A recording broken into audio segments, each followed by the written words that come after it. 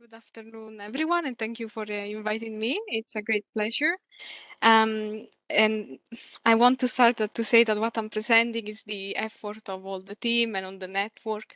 And you will see how the case and the procedures have developed since the very first identification of the nitrosamine insertants, focusing only on three main things, which are, next slide. Can you click maybe? Yeah. Well, the first goal for us and for all regulators is to ensure patient safety, especially when it comes to presence of mutagenic impurities in their medicines. But ensure as well medicine availability, especially the availability of those critical medicine that cannot be replaced by anything else, is another important goal that we always kept in mind. And another goal for us, it's also to ensure that every action is taken based on scientific ground and that more scientific information is built and is made available to everyone. Next slide. So before diving into the case history and the developments, what are these so-called N-nitrosamines? Here you can see the general structure. Nitrosamines are chemical compounds classified as probable human carcinogens, and this is based on animal studies. But nitrosamine are present a little bit everywhere. They're present in trace amounts in several products, such as, for example, meat, grilled meat, beer, but also smoking is producing nitrosamines, and also some plastic materials, and therefore they are strictly regulated. Can you build more this slide? Yeah. But for what relates pharmaceutical medicines, we have established, or usually acceptable intake limits are established for each and nitrosamine. From this limit, a specific limit that takes into account the maximum daily dose of the specific product and the duration of treatment is then derived. And therefore, this specific limit means that if the nitrosamine is below that limit, there is a negligible risk to patient, and therefore this is acceptable. Next slide. So what happened so far? The first case we had was in June 2018 with the first report of presence of 1-nitrosamine at the beginning on valsartan, which, as you know, is used to treat hypertension. And then while the investigation were ongoing, we identified that the problem was linked to all sartan medicines, specifically linked to those medicines with those sartans with a tetrazole ring. So it was all the class of hypertension treatments. So this was a critical problem, of course, and member states have tried to balance the need to proceed with batch recalls of all the batches exceeding the limit versus the need to ensure availability of medicine so that patients could still be treated. As soon after the case started, a referral, so a review under referral was triggered, and this concluded in January 2019 with the first establishment of limits in the active substances. But the case didn't stop here. In July 2019, as you know, we had an additional case. We received a report of formation of 1-nitrosamine in ranitidine medicine. Ranitidine is widely used to treat indigestion, for example, heartburn. And this case was reported as the formation in vivo, so when you actually take the product. This obviously was a very critical problem, and another referral started soon after and concluded in April 2020 with the suspension of all marketing authorizations. And this suspension is still ongoing until companies can meet certain requirements. Let's say that one important step happened in September 2019 when the EMA executive director at the time asked the CMP to generally review the issue and provide guidance for all human medicines. In the next couple of slides, I will show you briefly what we call Article 5.3 scientific opinion consist of and what are the immediate actions that were taken. So next slide. So, as I said, the Article 5.3 was triggered in September and ended in July 2020 with two main outcomes. The first is a general guidance for all human medicines and for all, so therefore for all marketing authorization as well as applicants on how to ensure the quality of the medicine when it comes to presence of nitrosamines, how to mitigate the risk, how to identify if they have a risk.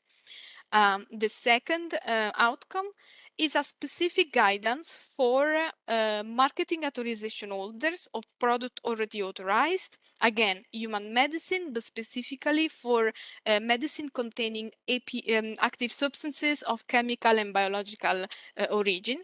It is a call for all companies to review their products and identify if there is a risk. And I will explain you more the process of this call for review, and I will give you also some preliminary statistic on this. But before doing that, next slide. We've been building a process and groups to actually put into place all the recommendations from the Article 5.3. So in the link that you will find in this presentation, you have all additional information needed. But we have built four main groups. The first is the Nitrosamine Implementation Oversight Group, the so-called NIOG. And as the name says, this group looks after the non-product specific implementation of all the recommendation of the Article 5.3. So they promote, or we promote, I'm part of the group, we promote scientific discussion with all stakeholders, so with the industry as well as all the network, and we have a dedicated work plan of topics related to quality, safety, multidisciplinary, and procedural topics. And we also try to ensure a consistent approach, and we'd also update or draft of guidance as needed. And for guidance, we mean often or Q&A that is regularly updated. The NMEG, Nitrosamine Multidisciplinary Expert Group, was a group formed, is convened by CHMP, and it was formed in order to ensure the availability. So this is our mechanism for ensuring that a critical product where the nitrosamine cannot be kept below the safety limit can still be made available to the market, but at the same time ensuring patient safety. So what the NMEG does for specific cases, and we will see some examples, is to provide guidance to authorities on what will be the consequences from the clinical point of view of stopping the treatment or switching to another treatment versus keeping the product on the market with slightly higher limits than the safety one. Then we have the NISG, the Nitrosamine International Steering Group. Europe is not the only region impacted by this issue. It's a global issue. So since the beginning, we've been interacting with all international authorities in order to share information, agree on harmonization for the market actions, as well as adoption of limits. And also, we are discussing from the scientific point of view what will be the best approach for certain matters. The NISG is supported by a working group that looks after more the scientific discussion of each topic. And last group, well, it's obviously we have to avail of our expertise in-house, so the Quality and Safety Working Party, which formed expert working group. And their input is fundamental when it comes to providing steering on scientific discussion, not only in general, but also product related, including when it comes to assessment of our new applications. Next slide. So let's move on to the call for review. This is the outcome of the Article 5.3, and it was regarded as a precautionary measure in order to actually identify what are the products at risk, because in 2018, we didn't know the exact extent of the problem. So focusing on chemical and biological medicines, marketing authorization holders were asked to review their products and identify if a risk of presence of nitrosamine was there. The step one concluded last year for both chemical and biological medicines, and I will show you some stats. if a product is at risk, then the company has to proceed with the step 2, which is the confirmatory testing, and step 3, if you can build, which is if from confirmatory testing a nitrosamine is identified, then changes to marketing authorization needs to be submitted. So step 2 and 3, let's say they go in parallel, and they are expected to be completed this year in September for chemical medicines, and next year in July for biological medicines. Next slide.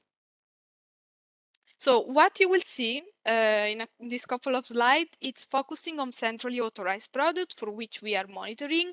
Of course, the call for review is applicable to all products, and CMDH colleagues and each national competent authorities are looking after the national medicines in terms of reporting and monitoring.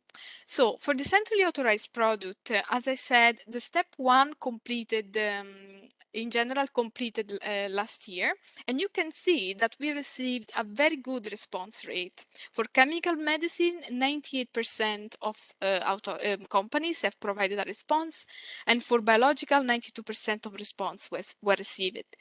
The good point, as you can see, the blue part, the vast majority of products was not identified at risk, so they are safe. Only for chemical medicine, 16% of the products were identified at risk, and for this, testing is needed in order to confirm or not the risk. And for biological, only 1% was reported to be at risk. In the next slide, you can see a very preliminary overview of the step 2 for chemical medicines, which is obviously the deadline is approaching, so we're starting to receive more testing results. In 22% of the cases, you can see that the nitrosamine, although the risk was identified, then upon testing, the nitrosamine was not detected, was not confirmed. And so again, this product can be considered not a risk. For 15% of the cases, the nitrosamine was identified but was below the acceptable intake. So in some cases, companies have to file a variation, for example, in order to keep under control the product. But in the majority of cases, again, there is no action. And only in 2% of the cases, the nitrosamine was identified exceeding the acceptable intake. And as you can see below, these were obviously cases that were also published. So we communicated as well, and were related in terms of centrally authorized products to varenicline and to metformin. And I will explain a little bit more, I suppose, in the next slide, please. Yes, so here, other than cases related to CAP, I will give you just an overview of also cases related to, one case related to a nationally authorized product. So in November 2019, we have been reported of presence of nitrosamine in metformin medicines. Again, all metformin were impacted.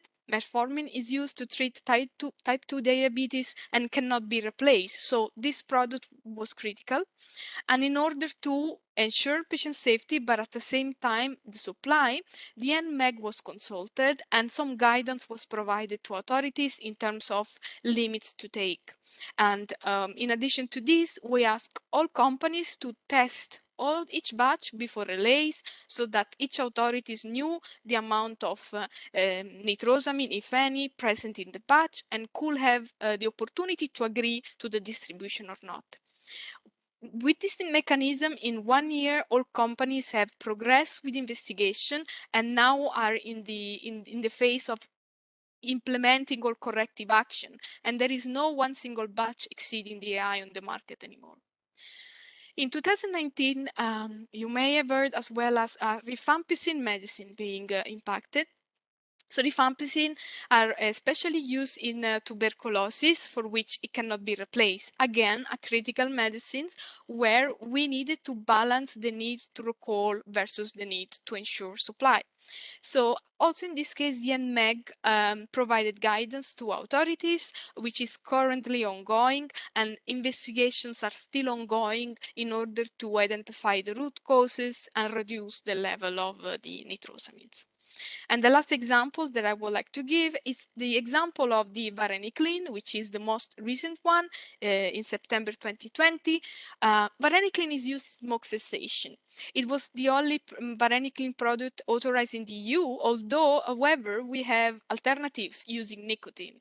So for this reason, the CHMP agreed that having the product containing nitrosamine on the market was not was adding an additional risk to patients, and therefore the company was asked to stop relays and perform a batch recall and not to relays until the adequate limit are achieved. Here you can see the link to our web page where we publish all the information. So to conclude, and I'll move to the next slide, since 2018, we made a huge progress in terms of trying to understand and control the risk of presence of nitrosamine in human medicines. I hope I showed you how we try to ensure patient safety by establishing a dedicated mechanism and group looking after those mechanisms.